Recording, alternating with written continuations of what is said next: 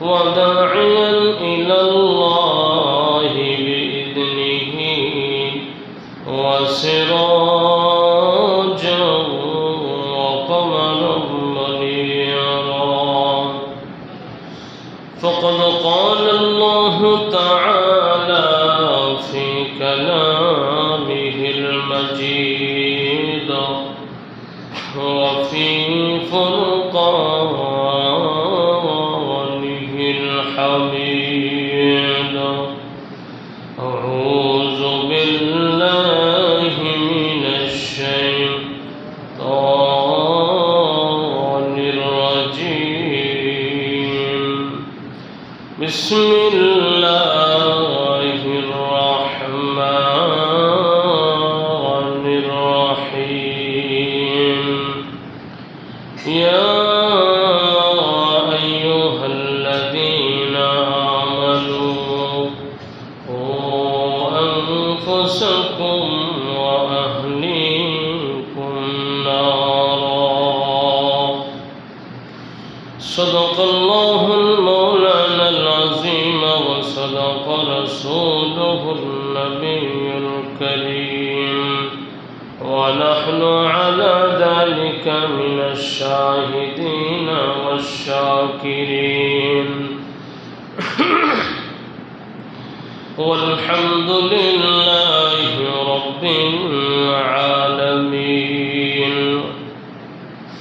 وقال تعالى في شان حبيبه ومحبوبه ومعشوقه مخبرا وآمرا: إن الله وملائكته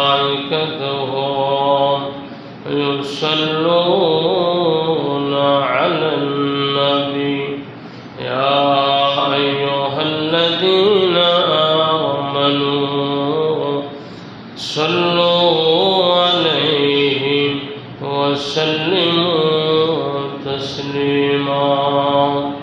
اللهم صل على محمد وعلى آل محمد كما صليت على إبراهيم وعلى إنك حميد مجيد. اللهم بارك على محمد وعلى آل محمد كما باركت على إبراهيم وعلى إنك حميد مجيد. بلغ العلا كشف الدجى بجماله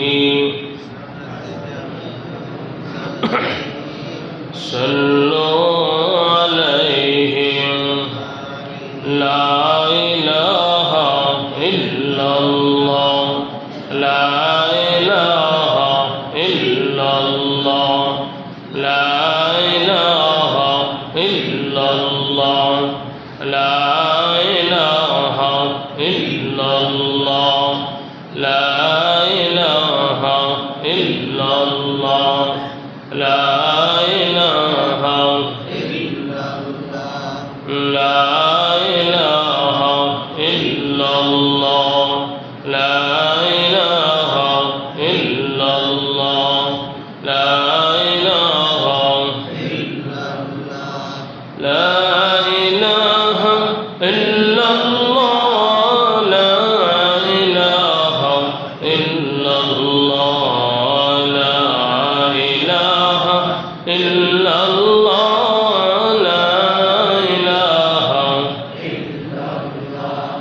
لا إله إلا الله لا إله إلا الله لا إله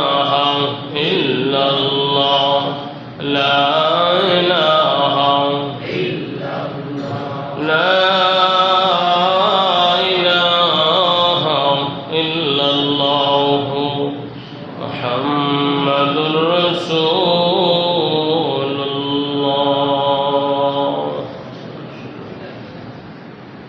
আলহামদুলিল্লাহ, মহান রব্বুল আলামিনের দরবারে অসংখ্য অগণিত শুকর যে আল্লাহ রব্বুল আলামিন আমাদেরকে দুনিয়াবী সমস্ত ঝামেলা থেকে ফারিগ করে পবিত্র জুমার দিন জুমার নামাজ আদায় করার জন্য মসজিদে আসার বসার তৌফিক যে মনিব আমাদেরকে দান করেছেন, সেই মহামালিকের দরবারে মালিকের গোলাম হিসাবে, মুসলমান হিসাবে ইমানের অবস্কুচ করে মুখ বরে জবান করে সবটুকু আবেগ ও ভালোবাসাকে উজাড় করে অন্তরস্থল থেকে কালিমা শুকর আদায় করি আলহামদুলিল্লাহ।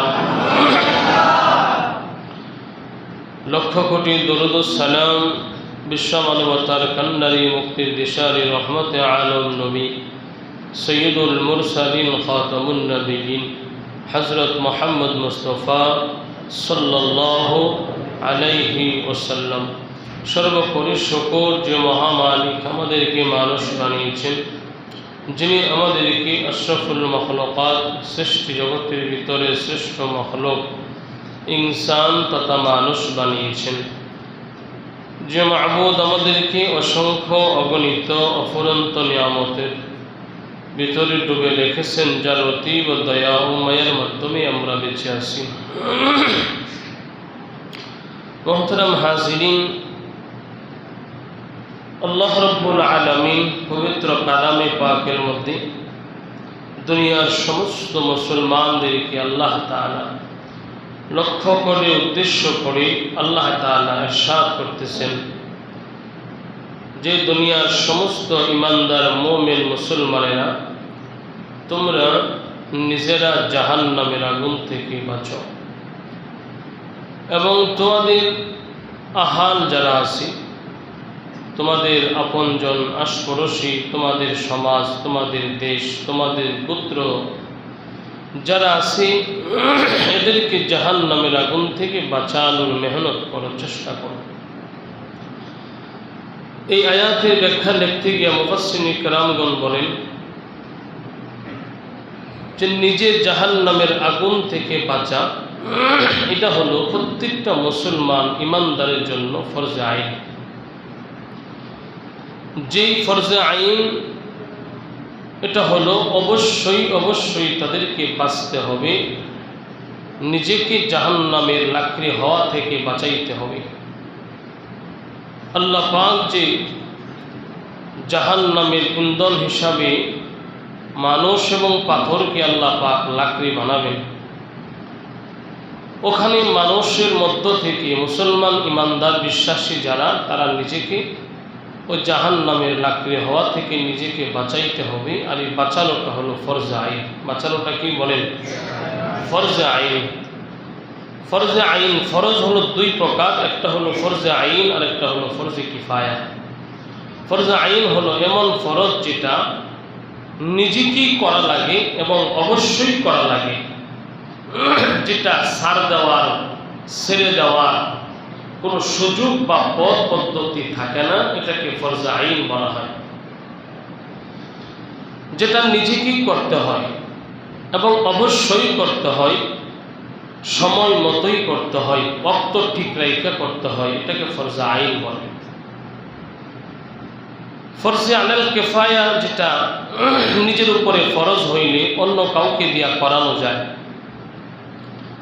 অথবা ওয়াক্ত শেষ হওয়ার পরেও করা যায়, অথবা কোন সমাজ থেকে, গোত্র থেকে কিছু সংখ্যক মানুষ আদায় করলেই বাকিদের উপর থেকে ফরজে কিফায়া দূর হয়ে যায়, ফরজে কিফায়া আদায় হয়ে যায়।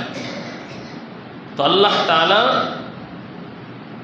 সকল ইমানদার বিশ্বাসীদেরকে আল্লাহ তাআলা এটা ফরজে আইন উদ্দেশ্য করছেন যে নিজে জাহান্নামের আগুন থেকে বাঁচতে হবে, বাঁচাটা ফরজে আইন।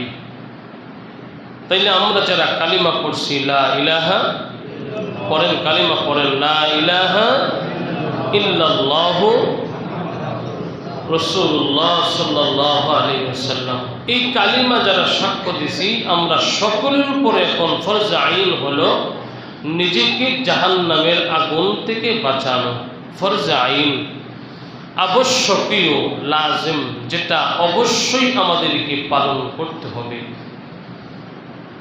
এবং আল্লাহ তাআলা আয়াতের পরের অংশে বলছেন আহলিকুম নার, এবং তোমার সমাজ, তোমার পুত্র, তোমার পরিবার, তোমার বংশ, তোমার আওলাদ, তোমার আশপাড়শি, তোমার দেশের লোক তথা গোটা দুনিয়ার মানুষকে এই জাহান্নামের অত্যন্ত আগুন থেকে বাঁচানোর মেহনত করাটা হলো ফরজ আইন।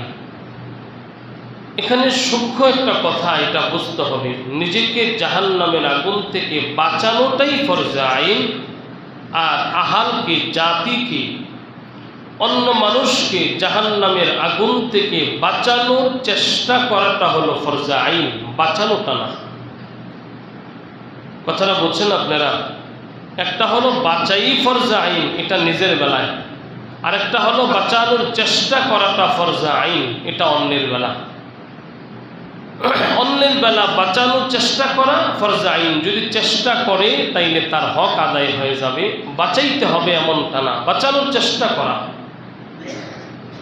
আমরা দেখেছি কখনো কখনো এমন অনেক সময় অনেক কিছু হয়, কেউ একটা দুর্ঘটনায় পড়তেছে, তার একজন তাকে বাঁচানোর জন্য সর্বাত্মক চেষ্টা করছে, এমন আছে না নাই? সর্বাত্মক চেষ্টা করছে বাঁচানোর, কিন্তু সর্বশেষ পরিণতি হইল এমন, বাঁচতে পারে নাই, বাঁচাইতে পারে নাই। এমন হয় কি হয় না? সর্বোচ্চ চেষ্টা করছে বাঁচানোর, কিন্তু বাঁচাইতে পারে নাই। এখন বলেন, যিনি চেষ্টা করছে তার কোনো দোষ আছে? তার কোনো দোষ নাই, সে তো সর্বোচ্চ চেষ্টা ফিকির করছে, বাঁচাইতে পারে নাই। তো আল্লাহ তাআলা ইমানদার বিশ্বাসীরা নিজেরা জাহান্নামের আগুন থেকে বাঁচবে, আর আহালকে জাহান্নামের আগুন থেকে বাঁচানোর চেষ্টা করবে, এটা আল্লাহ পাক চান। এই জন্য সকল নবী রাসূলগণকেও আল্লাহ তাআলা এই মর্মেই তাদেরকে আদেশ করছেন যে আপনারা তো বাঁচবেনই, আপনার আহাল যারা আছে, অর্থাৎ তখনকার সময় যেই জাতি, যেই পুত্র আছে, এদেরকেও জাহান্নামের আগুন থেকে বাঁচানোর চেষ্টা করেন, মেহনত করেন। এই জন্য নবী রাসূলগণ মার খাওয়ার পরেও মানুষের কাছে দাওয়াত নিয়ে গেছেন কি গেছেন না? দাওয়াতের কাজ করছেন, মার খাইছেন, মানুষকে এক আল্লাহর দিকে ডাকছেন, অসম্মানিত হইছেন, অপমানিত হইছেন, তারপরেও ছাড়েন নাই, চেষ্টা করে গেছেন। এমনকি কোন কোন নবী রাসূলগণের অবস্থান তো এমন, আল্লাহর হাবিব সাল্লাল্লাহু আলাইহি ওয়াসাল্লাম হাদিসে পাকে বলেন যে তারা দুনিয়াতেও চেষ্টা করছে, মৃত্যুর পরও চেষ্টা করবে, অর্থাৎ তারা হাসর ময়দানেও চেষ্টা করবে আহালকে জাহান্নামের আগুন থেকে বাঁচানো। যেমন মিশকাত শরীফের মধ্যে এক হাদিস আছে, আল্লাহ রাসূল সাল্লাল্লাহু আলাইহি ওয়াসাল্লাম বলেন, ইব্রাহিম আলাইহিস সালাম, তার পিতার নাম কি? আজর কুমার। তার পিতা আজর, এই আজরটা হলো তার ডাক নাম। তাওরাতের মধ্যে তার নাম আসছে তারিখ, তার পিতার নাম। তা আজর এটা প্রসিদ্ধ, কোরআনের মধ্যে আজর শব্দই। ইব্রাহিম আলাইহিস সালামের বাবার নাম আজরই আল্লাহ তাআলা সম্বোধন করছেন। তো ইব্রাহিম আলাইহিস সালাম দুনিয়াতে আজরকে বাঁচানোর অনেক মেহনত করছেন, পিতারে বাঁচাইবার জন্য চেষ্টা করছেন, কিন্তু সকল চেষ্টায় কি হয়েছে? ব্যর্থ হয়েছে। বলেন, সকল চেষ্টা কি হয়েছে? আরে আমাদের নবীজিও তো আপন চাচারে বাঁচাইবার চেষ্টা করছে না? আবু তালেবকে মৃত্যুর শয্যায়, সাকরাত শুরু হয়ে যাবে, তখনও আল্লাহ রাসূল কানে কানে গিয়া বলছেন, চাচা একটা বার শুধু বলেন লা ইলাহা ইল্লাল্লাহ, পূর্ণ কালিমা পড়তে হবে, মুহাম্মদুর রাসূলুল্লাহ বলতে হবে না। আমি আপনার বাতিজা, তো আমার রসুল বলে আপনার জবান দ্বারা স্বীকৃতি দেওয়া লাগবে না, শুধু আপনি আল্লাহর স্বীকৃতি দেন, বলেন লা ইলাহা ইল্লাল্লাহ। এটা যদি বলেন তাইলে আমি রসুল আপনাকে শাফাত করে আল্লাহ জান্নাতে নিয়ে যাব। কিন্তু লাভ হয়েছে? লাভ হয় নাই। কারণ তখনও আবু জেহেল আর আবু সুফিয়ান দুইজন দুই পাশে বৈশা রয়েছে, আর আবু তালেবের দিকে তাকায়া তাই আস্তে আস্তে বিড়বিড় করে বলছে, নেতা, মৃত্যুর আগে নিজের নামের সাথে কলঙ্ক লেখন কইরা যায়েন না। সারা দুনিয়ার সব সময় সব মানুষ আপনার উপরে কলঙ্ক দিবে। আবু তালেব মৃত্যুর আগে নিজের আদর্শকে ভুলে, বাপদাদার আদর্শকে ভুলে, বাতিজার আদর্শের মধ্যে মাথা নত করে তারপরে মৃত্যুবরণ করছে। সারা জীবন যেমন মাথা উঁচু আছিল, মৃত্যুর সময় মাথা উঁচু রেখেন। বাতিজার কথায়, বাতিজার এই কি কয়, এই কথায় নিজে গুইলা যায় না, কালিমা কইলেন না। আল্লাহ রসুল বলতেন, এই দুই শয়তান যদি আমার চাচার দুই পাশে ওই দিন না থাকতো, তা আমার চাচার হালতটা এমন ছিল, কালিমা কইরা মুসলমান হয়েই মৃত্যুবরণ করত। পারে নাই দুই পাশের দুই শয়তানের জন্য। পারে নাই কাদের জন্য বলেন? দুই পাশের দুই শয়তান। এই শয়তান কি ইবলিস শয়তান না মানব শয়তান? মানব শয়তান, বন্ধু শয়তান, বন্ধু। শুধু মানুষ বললেন না, বন্ধু শয়তান। দুই পাশে আবু তালেবের দুই পাশে দুই বন্ধু শয়তান ছিল। বন্ধু শয়তান, ইবলিস না, বন্ধু শয়তান, ইনসান শয়তান। খারাপ মানুষের সাথে বন্ধুত্ব করলে এটা মৃত্যুর সময় কাজে আসে না। আর এই জন্য আল্লাহ রাসূল বলছেন, তোমরা বন্ধুত্ব করো ভালো মানুষ খুঁজা খুঁজা, ভালো মানুষ তালাশ কইরা তারপরে বন্ধু বানাও।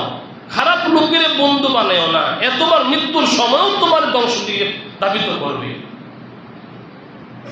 আল্লাহর হাবিব বলতেন, এই শয়তান, দুই বন্ধু শয়তান যদি দুই পাশে তখন না থাকতো, তাইলে আমার চাচা কালিমা পইরাই মৃত্যুবরণ করতেন। আর কালিমা পড়লে কি হইতো? সাথে সাথে, আরে বলেন না, লা ইলাহা ইল্লাল্লাহ দাখালাল জান্নাহ। কেউ যদি মৃত্যুর পূর্বেও কালিমা পড়ে, তাইলে সাথে সাথে তার কি বলে, তার জিন্দেগির গুনাহ মাফ। আল ইসলাম ইয়ানহাদিমু মা কানা ক্বাবলাহু। ইসলাম তো এমন সুদা যেটা পান করলে পিছনের জিন্দেগির সব গুনাহ মাফ, সব গুনাহ মাফ। তো আমার চাচাই যদি ওই মুহূর্ত কালিমা পড়তো, ইসলাম গ্রহণ করত, তো সব গুনাহ মাফ। আর ফাদাখালাল জান্নাহ, বেশ হোক আল্লাহ তৈরি জান্নাতের মেহমান হয়ে যাইত। কিন্তু পারে নাই দুই বন্ধুর কারণে, শয়তান বন্ধু। তো ইব্রাহিম আলাইহিস সালাম দুনিয়াতেও চেষ্টা করছে, আজররে মুসলমান বানাইতো, আজররে কালিমা পড়াইতো, আজরকে দ্বীনে হানিফের ভিতরে আনতো, কিন্তু পারে নাই। তার নেতা শয়তান বন্ধুর কারণে। কি বলেন? তার নেতা শয়তান বন্ধু আছে না? নেতা শয়তান বন্ধু আছে না? আরে নিয়ে আপনি যার পিছে ঘুরেন, হেও কিন্তু যদি শয়তান মার্খার নেতা হয়, তাইলে হেও আপনারা জাহান্নামে নিয়ে যাবে। আরে বাংলাদেশে শয়তান মার্কা নেতা আছে না নাই? সুদখোর নেতা আছে না নাই? ঘুষখোর নেতা আছে না নাই? বেনামাজি নেতা আছে না নাই? চান্দাবাজি নেতা আছে না নাই? আছে, বহু আছে। তো এই সমস্ত ঘুষখোর, সুদখোর, চান্দাবাজি, বেনামাজি, নারীবাজি নেতার পিছু যদি আপনি ঘুরেন, ওই নেতারে বন্ধু বানান, তাইলে আপনার পরিণতিও এমনটাই হবে। আপনার দশাও ওই দুর্দশাই হবে, আপনারটাও এই অবস্থাই হবে। তো ইব্রাহিম আলাইহিস সালাম বাবাকে, আপন বাবাকে, জন্মদাতা পিতাকে কালিমা পড়াইতে পারে নাই। কারণ হইল তার নেতা বন্ধুর কারণে। নেতা বন্ধুর নাম কি? নমরুদ। নেতা বন্ধুর নাম কি বলেন? নমরুদ। নমরুদের বিশ্বস্ত বন্ধু ছিল এই আজর কুমার, ইব্রাহিমের পিতা। আল্লাহ রসুল মেশকাতের হাদিসে আসছে, আল্লাহ রসুল বলেন যে ওই হাসরের ময়দানেও এই আজর ইব্রাহিমের কাছে দৌড়ায় আসবে বাঁচার জন্য, যে আজকে আমার জাহান্নাম থেকে বাঁচাও। কারণ ফেরেশতারা আজরকে জাহান্নাম দেখায় দিবে, এই আজর, তোর পাপের কারণে আজকে তোর জাহান্নাম অবধারিত। বলেন জাহান্নাম কি অবধারিত? জাহান্নামে যাবে কারা? কাফেররা। কারা যাবে বলেন? বেঈমান মুশরিকেরা, যারা দুনিয়াতে কালিমা পড়তে পারে নাই, যারা দুনিয়াতে একমাত্র আল্লাহর উপরে ঈমান আনে নাই, সর্বসুযোগ পাওয়ার পরও যারা কালিমা নসিব হয় নাই, এরা জাহান্নামী হবে। আর জাহান্নামও চিরদিনের জন্য জাহান্নাম হবে। এমনটা না যে কয়েক বছর জাহান্নামে থাইকা আবার জান্নাতে আসবে, এমনটা না। খালিদিনা ফিহা আবাদা, সারাটা জীবন যতদিন তো এরকম ভাবে আখিরাত থাকবে, জাহান্নামে থাকবে, আবার আবাদিকাল পর্যন্ত জাহান্নামই থাকবে। ওরা ওখান থেকে ওঠার কোনো সুযোগ নাই। তো আল্লাহ রাসূল বলেন ওই দিন আজর কুমার নিজেও জাহান্নামীদের সিরিয়ালের মধ্যে যখন